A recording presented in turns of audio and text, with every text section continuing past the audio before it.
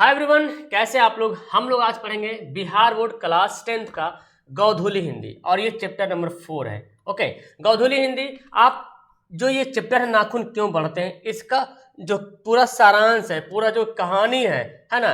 तो एक्चुअली कहानी तो नहीं है, एक रचना है, ललित रचना है, ठीक है ना। तो इसको आपको एक बार किताब खोल के जरूर पढ़ना है। ओके, तो आप जब पढ़ोगे ना तो आपको बहुत ज़्यादा समझ में आएगा। सॉरी, ललित निबंध है, रचना नहीं, निबंध है ये।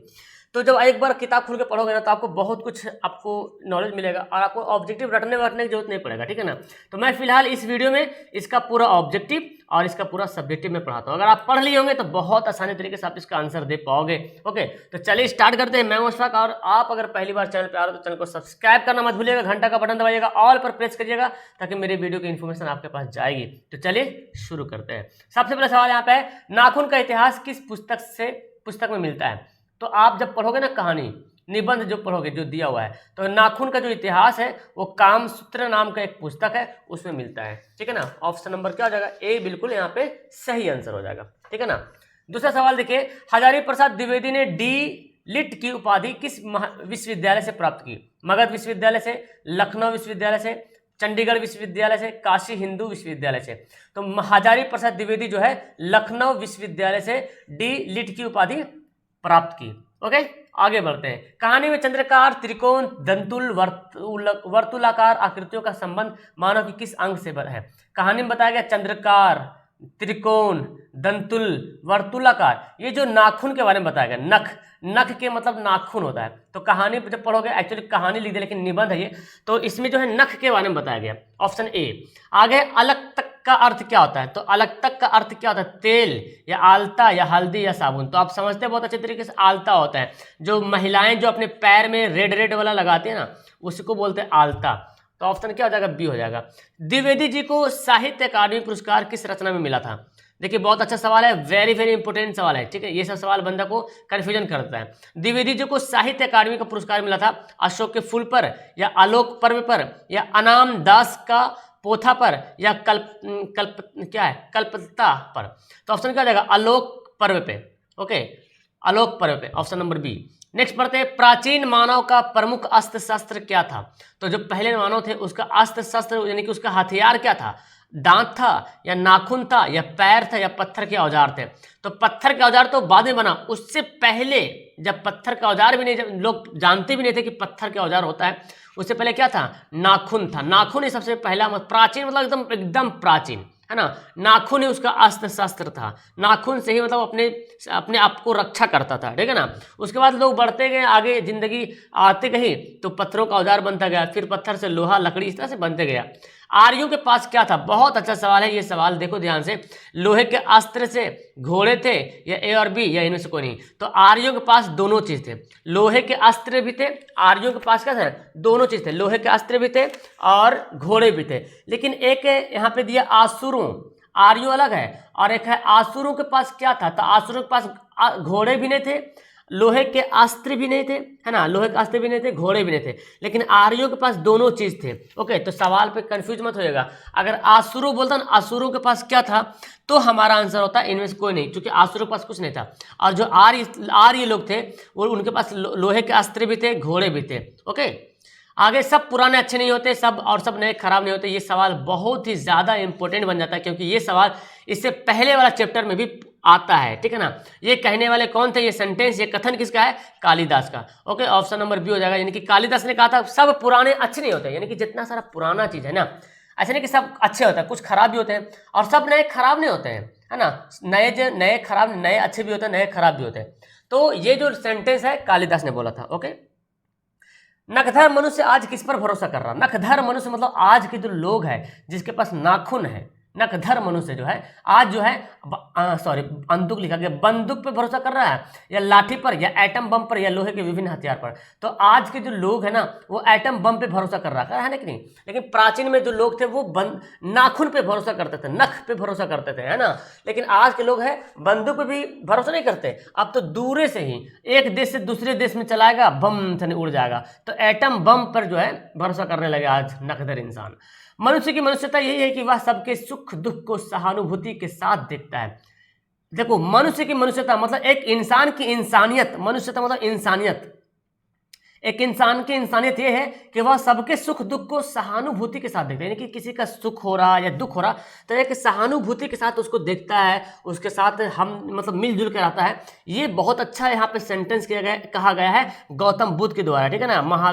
क्या बोलते हैं, भगवान बोले, जो भी बोले, गौतम बुद्ध के द्वारा ये बहुत अच्छा सेंटेंस कहा गया कि एक मनुष्य जो इंसान जो इंसानियत अगर देखना है तो वो इंसान किसी के दुख में या किसी के दुख और सुख दोनों में, ऐसा नहीं कि सुख में उसके साथ खूब एकदम पार्टी उड़ा रहा और जब दुख हुआ तो लेके साइड निकल गया। होता है ना, बहुत लोग ऐसा भी होता है कि जब खुशी का मौसम आया तो खूब पार्टी उड़ा लिया उसके साथ, लेकिन जब दुखी का मौसम आया तो साइड निकल गया। तो ये है, ये ऐसा नहीं होना चाहिए। तो जो एक इंसान होता है ना, वो इंसानियत दिखाते कब, इंसानियत कब होगा, जब दुख और सुख दोनों में सहानुभूति के साथ, यानी कि उसके साथ साथ हम जोली बन के भाई भाई से कांधा मिलाकर चलते हैं, तब मतलब वो जो है एक सहानुभूति के साथ होता है, तो उसी को इंसानियत बोला जाता है, उसी को बोले इंसानियत है इसके अंदर। तो ये किसने बोला था, गौतम बुद्ध ने बोला था, ठीक है ना।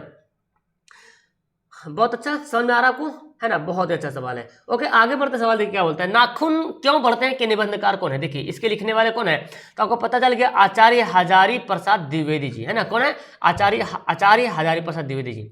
आचार्य हजारी प्रसाद द्विवेदी ने साहित्य की किस विधा में लेखन नहीं है। अच्छा, किस विधा में लेखन नहीं, आलोचना, उपन्यास, कहानी, निबंध, यानी कि 12 का यहाँ पे जो सवाल हो जाएगा, बोला किस विधा में लेखन नहीं है, यानी कि आचार्य हजारी प्रसाद द्विवेदी ने क्या नहीं लिखता है, लिखते हैं उन लोग। तो आलोचना उन्होंने लिखा है, बहुत सारी किताब है उनका लिखा हुआ, रचना है आलोचना का, कुछ उपन्यास भी रचना है, कुछ निबंध भी है, और कहानी नहीं है, ठीक है। तो ऑप्शन हो जाएगा सी।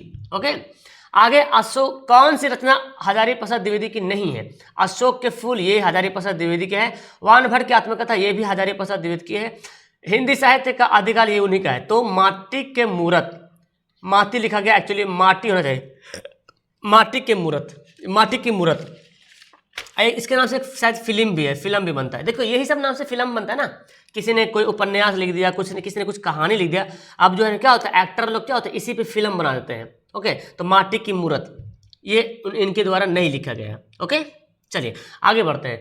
यहाँ पे द्विवेदी जी ने निर्लज्जा अपराधी किसको कहा, निर्लज्जा अपराधी, नाखून को, चोर को, डाकू को या बादशाह बदमाश को, नाखून को बोला गया निर्लज्जा अपराधी। क्या निर्लज्जा मतलब उसको कोई लज्जा नहीं है, कोई शर्म हया नहीं है, जब आता है तो तुरंत, देखते हैं ना जब कभी लड़ाई वगैरह या कुछ ऐसा होता है तो हाथ ना शर्म नहीं खाता है एकदम, अगर नाखून है तो एकदम बस लगा अगर नोच ले।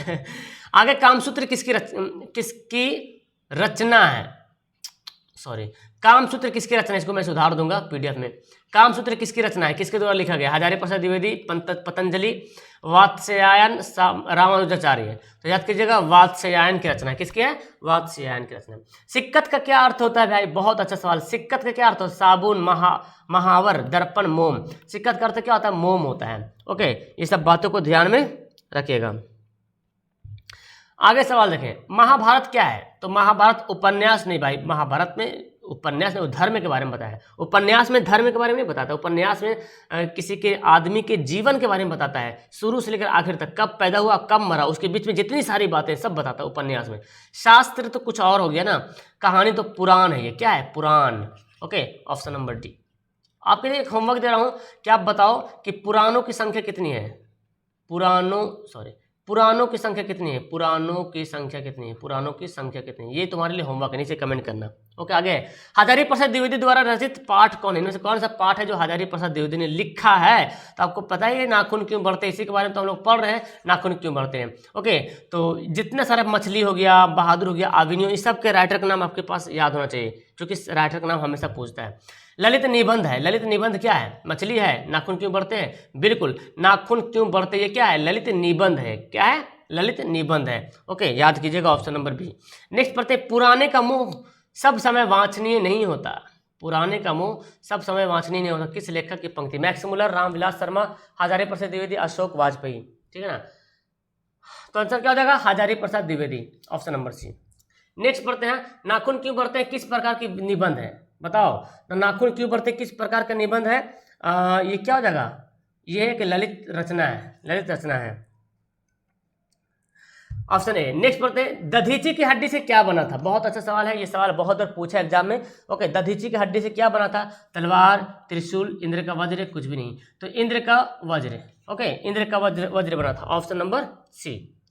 आगे सवाल देखिए क्या बोलता है, महावीर प्रसाद द्विवेदी का जन्म कब हुआ था। महावीर प्रसाद द्विवेदी बोलो या हजारी प्रसाद द्विवेदी बोलो, दोनों का सेम है। तो महावीर प्रसाद द्विवेदी का जन्म हुआ था 1907 में। आपको पता है 1907 में बंगाल का विभाजन हुआ था 1907 में, है ना। इससे याद कीजिए कि बंगाल का विभाजन हुआ था उस समय जो महावीर प्रसाद द्विवेदी जी का जन्म हुआ था। उसको हजारी प्रसाद द्विवेदी भी बोला जाता है, तो दोनों सवाल सेम है। तो हजारी प्रसाद द्विवेदी बोले या महावीर प्रसाद द्विवेदी बोले, उनका जन्म हुआ था 1907। आगे हजारी प्रसाद द्विवेदी का जन्म कहाँ हुआ था, कहाँ हुआ था, बहुत अच्छा सवाल है। कहाँ हुआ था हजारी प्रसाद द्विवेदी जी का जन्म? समस्तीपुर बिहार में, छपरा में, बलिया उत्तर प्रदेश में, इलाहाबाद उत्तर प्रदेश में। तो आपकी किताब में दिया हुआ है कि बलिया उत्तर प्रदेश में जो है हजारी प्रसाद द्विवेदी जी का जन्म हुआ था। सवाल है कौन मनुष्य का आदर्श नहीं बन सकता। मनुष्य का आदर्श मतलब ये हुआ कि मनुष्य की जैसा नहीं बन सकता है। शेर देखे है ना, शेर को जब पालिएगा तो शेर बहुत ही ऐसे, तो जो शेर पालते हैं देखिएगा उसका आदर्श की तरह लगता है, भालू भी, हाथी भी। लेकिन बंदरिया, अरे भाई साहब, ये देखो बंदरिया यहाँ पे फीमेल है और फीमेल में बहुत सारी चीज़ें जो है नेगेटिविटी पाई जाती हैं। यहाँ पे देखिए बंदरिया दिख रहा है। ऐसे आप देखिए मादा एनोफ्रीज, मच्छर जो काटती है और वो भी मादा ही है, फीमेल ही है। इसके अलावा बहुत सारी है, ठीक है। तो खैर गलत इंटेंशन मत लीजिएगा, बंदरिया। आगे है देवताओं का राजा किन्हें संबोधित किया था। बहुत इंपॉर्टेंट सवाल है, बहुत इंपॉर्टेंट सवाल। देवताओं का राजा कहते हैं किसको? इंद्र को। देवताओं का राजा इंद्र कहते हैं, ओके। आगे नाखून, नख किसका प्रतीक है? नख मतलब नाखून किसका प्रतीक है? मानवता का, पशुता का, दोनों। एक्चुअली नाखून जो है पशुता, नाखून पशु के मतलब आप देखिए जानवर होता है, जानवर के पास नाखून होता है। अभी भी जानवर का जो हथियार होता है, नाखून बहुत बड़ा उसका हथियार है कि नहीं? जानवर जो है उसका नाखून बहुत बड़ा हथियार आता है। शेर देखिए, बड़ा बड़ा जानवर देखिए, नाखून बहुत बड़ा हथियार। तो अगर आप मानव है तो आपको नाखून हथियार नहीं मानना पड़ेगा। लेकिन पहले प्राचीन जमाने में ऐसे लोग करते थे। पृथ्वीराज रासो किसका संपादन है? किसने लिखा? हजारी प्रसाद द्विवेदी, मैक्स मुलर, सुमित्रा नंदन पंत और नलिन विलोचन शर्मा। तो याद हो जाएगा हजारी प्रसाद द्विवेदी जी, है ना। 29 का क्या आंसर होगा? Hazari Prasad Dwivedi. Option number A वाला हो जाएगा सही आंसर। चलो आगे बढ़। हजारी प्रसाद द्विवेदी को कब पद्म भूषण की उपाधि से सम्मानित किया गया? पद्म भूषण उपाधि से 1957 में सम्मानित किया गया था, ठीक है ना, 1957। अशोक के फूल किसकी रचना है? दिनकर, सुमित्रा नंदन पंत, हजारी प्रसाद द्विवेदी। तो आपने पढ़ा अशोक के फूल। देखो बहुत सारा रचना, अशोक के फूल बहुत ज़्यादा इंपॉर्टेंट है, बहुत बार सवाल पूछा अशोक के फूल। आलोक पर्व तो समझ रहे, आलोक पर्व से भाई सब लिखा गया है ना। आगे लेखक के अनुसार मनुष्य के नाखून किसके जीवन प्रतीत हैं? किसके जीवंत प्रतीत हैं? क्या? पार्श्वती वृत्त, है ना। क्या जाएगा? पार्श्वती वृत्त। नेक्स्ट पढ़ते हैं हजारी प्रसाद द्विवेदी जी का मृत्यु कब और कहाँ हुआ था? कब हुआ था और कहाँ हुआ था? 1779 में दिल्ली में हुआ था, ठीक है ना। 1779 में दिल्ली में हुआ था। सहजात वृत्तियाँ किसे कहते हैं? सहजात वृत्तियाँ किसको कहते हैं? किसको कहते हैं सहजात वृत्तियाँ? तो अनजान स्मृतियों की। आपके लिए एक सवाल फिर से मैं होमवर्क दे रहा हूँ, ये आप बताइएगा कि जो हजारी प्रसाद द्विवेदी ने जो लिखा है ये क्या नाखून क्यों बढ़ते हैं, नाखून क्यों बढ़ते जो लिखा है, ये किस ग्रंथ से लिया गया? बताओ किस ग्रंथ से लिया गया? आप लोग अगर पढ़े हैं किताब तो एक बार खोल के देखिए किस ग्रंथ से प्रस्तुत है या संकलित है, बोल सकते हैं आप, ओके। अब यहाँ पे ये देखिए सब्जेक्टिव क्वेश्चन, नाखून क्यों बढ़ते हैं या प्रश्न लेखक के आगे कैसे उपस्थित है? नाखून क्यों बढ़ते हैं या प्रश्न लेखक के आगे तब आया जब उसकी बेटी ने एक दिन पूछ दे कि आदमी के नाखून क्यों बढ़ते हैं। जब सवाल पूछा क्यों बढ़ते हैं तो उसके बाद उसके माइंड में दिमाग में सवाल आया कि क्यों बढ़ते भाई, लिखा जाए। बहुत सारा सवाल यहाँ पे देखिए, मैं आपको धीरे धीरे एक स्क्रॉल कर देता हूँ। आपको इसका पीडीएफ मिल जाएगा, फ्री पीडीएफ भी आपको मिलेगा, लेकिन फ्री में पीडीएफ नहीं मिलेगा, देखने को मिलेगा। वेबसाइट में जाओगे तो वहाँ पे जाके आपको मिल जाएगा, ठीक है ना। और अगर पीडीएफ लेना है अपने मोबाइल में तो आपको नीचे आपको ना एप्लीकेशन डाउनलोड करना पड़ेगा AA online solution play store में अपना application AA online solution download कीजिए। और डाउनलोड करने के बाद आपको करना क्या है, वहाँ पे जो भी पेमेंट का ऑप्शन दिया हुआ है आपको उसको पेमेंट कर देना है, ठीक है ना। तो ये मैंने यहाँ पे देखो लिख दिया है, आप चाहो तो देख करके स्क्रीनशॉट लेके छाप सकते हैं, इसको छाप लीजिए तो बहुत ज़्यादा बेहतर, क्योंकि लिखना बहुत ज़रूरी है। आप अगर पीडीएफ से लो चाहे जैसे भी अपने कॉपी में जरूर छापिए, इससे आपको बहुत बड़ा इफेक्ट होगा और आपकी राइटिंग सुधरेगी, आपको लिखने का स्किल आ जाएगा, है ना जी, और आपको याद भी हो जाएगा। सो अगर आप पीडीएफ लेते हो चाहे जहाँ भी पढ़ते हो तो आप जरूर इसको लिखा करो। तो अब इतना सवाल को एक एक पढ़ के बताना, तो इतना तो आप खुद पढ़ के बता सकते हैं। ये केमिस्ट्री या फिजिक्स तो नहीं है ना जो समझाना पड़ेगा, ये तो बस कहानी है, आपने पढ़ा बस इसको लिख दिया, ठीक है ना। तो इसको आप पढ़िए बस कहानी को कहानी जैसा पढ़िए, लिखिए आराम से, कोई दिक्कत नहीं। आप सवाल में कुछ भी लिख दीजिएगा आगे पीछे इस सेंटेंस इस कहानी के हिसाब से, तो आपका नंबर कटेगा नहीं, नंबर मिलेगा। ओके, देखिए कितना 12 नंबर सवाल अभी यहाँ पे आया। मनुष्य की तरह नाखून एक दिन झड़ जाएंगे, बहुत कुछ यहाँ पे दिया हुआ है, इसको देखिए ध्यान से, स्क्रीनशॉट जरूर लीजिएगा और इसको लिख लीजिए। व्याख्या करना है, देखिए 3 क्वेश्चन, इसका व्याख्या कीजिए। हाँ भाई साहब देखो व्याख्या यहाँ पे किया हुआ है, यहाँ भी किया हुआ है व्याख्या, यहाँ भी किया हुआ है। इसका आपको अगर लेना है PDF तो आपको पे करना पड़ेगा इसके एप्लीकेशन पे, और नहीं तो फिर आप अपना वेबसाइट पे जाओ, डिस्क्रिप्शन में दिया वेबसाइट का लिंक, वहाँ पे जाओ, मिल जाएगा, ठीक है ना। और कमेंट बॉक्स में कमेंट भी कर दूंगा। Okay that's all, thank you everyone. कैसे लगे वीडियो नीचे कमेंट करके बताना, एंड पहली बार आ रहे तो चैनल को सब्सक्राइब करना तो एकदम ज़रा भी मत भूलना। ओके, और बताना कितना मजा आया सवाल पढ़ने में, कितना आपने सही बनाया। Okay bye.